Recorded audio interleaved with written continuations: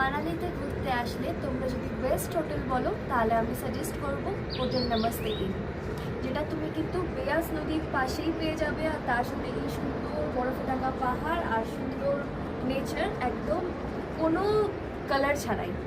আর তার সাথে আজকে তো আমাদের সেরকম কোনো প্ল্যান ছিল না, কেন কি আশেপাশে যা যা দেখার ছিল সমস্ত কিছু আমরা দেখে নিয়েছি।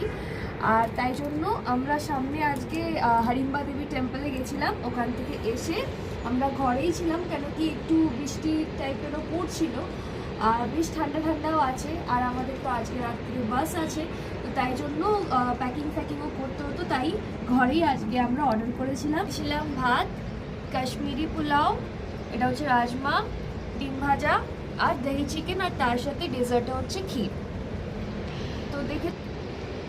তো এই ছিল আমাদের আজকের লাঞ্চ। তো দেখা হচ্ছে লাঞ্চের পরে।